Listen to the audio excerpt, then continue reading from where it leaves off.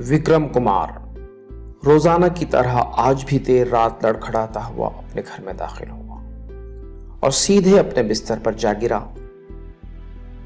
कांपते हुए हाथों से अपने बैग से कुछ शराब की बोतलें निकालकर टी टेबल पर रखी।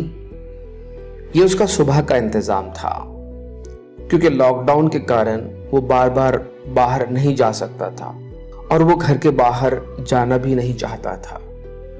उसका 15 साल का लड़का रवि घर के एक कोने में अपने स्टडी टेबल से ये सब देख रहा था।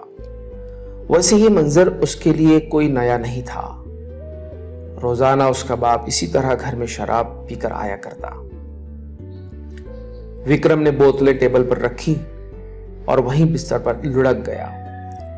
रवि उसके लिए पानी लाया, लेकिन तब तक वो मदहोश होकर सो चुका था। रवि ने रोज की तरह अपने पापा के शूज निकाले, चादर उड़ाई, तकिया ठीक किया और वापस अपनी पढ़ाई करने बैठ गया। विक्रम सुबह देर से उठने का आदी था। रवि ने चाय और नाश्ते की ट्रे लाई और सामने रखे टी टेबल पर रख दी, जिस पर पहले ही से शराब की बोतलें रखी थी, और टीवी शुरू करके देखने लगा। उस वक्त हजरत निजामुद्दीन और तबलीगी जमात के मरकज की खबरें आ रही थी। रवि ने पापा से कहा, पापा उठ जाएं और नाश्ता कर लीजिए, ताजा फ्रूट्स लाए हैं मैंने। फ्रूट्स का नाम सुनना था कि विक्रम को मानो कोई शौक सा लगा। हड़बड़ाकर उठा और तेज आवाज में पूछने लगा, कहां से लाए ये फ्रूट्स? रवि घबराते हुए कहने लगा, नीचे से गली में फ्रूट बेचने वाला आया है पापा, उससे लिए हैं मैंने। विक्रम ने खिड़की से झांक कर देखा, एक मुस्लिम फ्रूट्स वाला जिसके सर पर गोल टोपी और कुर्ता पायजामा पहने हुए है, फ्रूट्स बेच रहा है। विक्रम गुस्से से कहने लगा, अरे ऐसे लोगों से मत खरीदा करो फ्रूट्स। विक्रम ने गुस्से से फ्रूट खिड़की से बाहर फेंक दिए। थोड़ी देर घर में सन्नाटा रहा।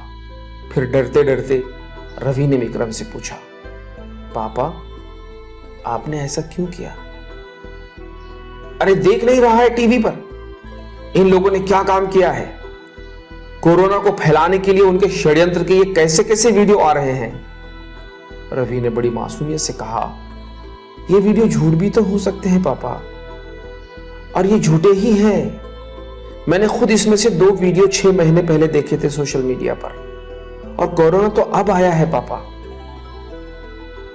विक्रम बिस्तर पर बैठते हुए बोला, अरे तू खामोशी रहे तो अच्छा है, तू अभी बच्चा है, तू नहीं समझेगा इन मुल्लों की चालें। रवि भी बड़ा पक्का था। फिर कहने लगा, शायद आप भी मीडिया की चालें नहीं समझ पा रहे हैं पापा। भला ऐसे महामारी के वक्त में कोई नफरत का खेल खेलता है क्या? देखना पापा, एक दिन ये झूठे साबित होंगे। क्या उस दिन आपके दिलो दिमाग में भरी हुई नफरत और गलत सोच खत्म हो जाएगी? नहीं पापा, ये तब भी खत्म नहीं होगी, क्योंकि मीडिया के द्वारा भरा गया नफरत भरा खून तुम्हारी रगों में बहुत तेजी से दौड़ रहा है। विक्रम हड़बड़ा सा गया, लेकिन वो बेटे से हारना नहीं चाहता था। कहने लगा, मैं कुछ नहीं जानता। अरे कितने लोगों की जान को खतरा पैदा हो गया है उनकी वजह से। सिर्फ उनकी वजह से क्यों पापा, और भी तो लोग आए हैं ना विदेशों से। और अगर मीडिया के अनुसार वो 30% जिम्मेदार हैं, तो 70% कौन जिम्मेदार है पापा? कभी आपने सोचा? और उनके नाम का ढिंढोरा पीटने की बजाय उनकी मदद भी तो की जा सकती थी ना पापा समय पर। विक्रम खिसियाना होकर कहने लगा, अरे लोग संक्रमित हो रहे हैं उनकी वजह से।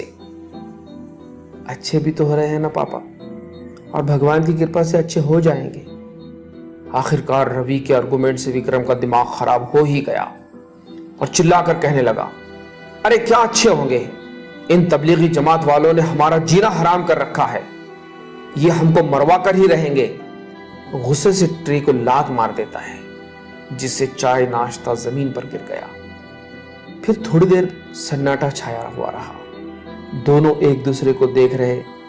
विक्रम के चेहरे पर बला का गुस्सा है और रवि मासूमियत से बाप को देख रहा है। रवि डरते डरते शराब की बोतल की तरफ देखकर कहने लगा, पापा, जान क्या सिर्फ कोरोना वायरस ही से जाती है? क्या शराब ने कभी किसी की जान नहीं ली? क्या इससे परिवार नहीं टूटे हैं पापा? कितने डिवोर्स हो गए, कितने ही बच्चे बाप होते हुए भी अनाथों की तरह जिंदगी गुजारने पर मजबूर हैं। मेरी मां ने भी इसी के कारण आत्महत्या की थी ना पापा। विक्रम को ताज्जुब हुआ कि आज ऐसे सवाल क्यों कर रहा है। कहने लगा, तू ये सब आज क्यों पूछ रहा है और इसका तबलीगी जमात से क्या लेना देना? रवि ने कहा, मैं भी 3 दिन से टीवी पर यही सब कुछ सुन रहा था पापा, सोचा इसकी डिटेल जानना चाहिए। मैंने मेरे एक मुस्लिम दोस्त से इसके बारे में पूछा। विक्रम बड़ा बेचैनी से कहने लगा, क्या बताया उसने?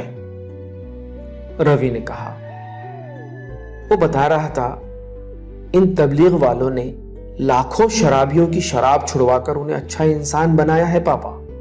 कई लोगों से चोरी जैसी बुरी आदत छुड़वाकर उनको इज्जत की जिंदगी गुजारना सिखाई है। वो बड़ा अदब करते हैं पापा एक दूसरे का, वो झूठ भी नहीं बोलते हैं। वो बता रहा था कि रास्ते से चलते वक्त नीचे नजरें करके चलना भी उनको सिखाया जाता है पापा, ताकि किसी पराई नारी पर उनकी नजर ना पड़े। वो कभी खड़े होकर पेशाब नहीं करते पापा, वो डरते हैं कि पेशाब के छींटे कपड़ों पर न उड़ जाएं और वो नापाक ना हो जाए। शराब, चोरी, जुआ जैसे बुरे कामों से लाखों लोगों को बचाकर उनकी जिंदगी संवारने वाले, लाखों लोगों को अपने असली ईश्वर के चरणों में लाने वाले लोग मानव बम कैसे हो सकते हैं पापा? कोरोना बम कैसे हो सकते हैं पापा? कुछ लोगों की गलतियों को पूरे समाज पर थोपना क्या ये हमारी सभ्यता है? ईश्वर न करे, कोरोना से तो कुछ लोग मर सकते हैं पापा, लेकिन नफरत और झूठ से तो पूरा समाज ही मर जाएगा पापा। विक्रम को मानो कोई सांप सा सूंघ गया। निगाहें नीचे किए कुछ देर बैठा रहा, फिर उठकर नीचे गिरा हुआ ट्रे में का सामान समेटने लगा और बेटे से कहा, फ्रूट नहीं खिलाओगे रवि? रवि कहने लगा, वो तो आपने फेंक दिए हैं। विक्रम ने बड़े प्यार से कहा, तो क्या हुआ, जाओ और नीचे खड़े सलीम चाचा से 2 किलो ताजे फ्रूट्स ले आओ। रवि मानो खुशी से उछल पड़ा, उसे सच्चाई की जीत होती हुई नजर आई। विक्रम ने हंसते हुए जेब से रुपये निकाल कर दिए और रवि दरवाजे की तरफ बढ़ने लगा। अभी दरवाजे में ही था कि विक्रम ने कर्जदार आवाज में कहा, रुको। रवि फिर थोड़ा सीरियस होकर रुक गया, मुड़कर पापा की ओर देखने लगा। विक्रम ने कहा, ये शराब की भरी हुई बोतलें कौन फेंकेगा बेटा? और ये सुनना था कि रवि खुशी से अपने पापा के गले मिलकर दोनों भी जोर शोर से तहके लगाते हुए हंस रहे।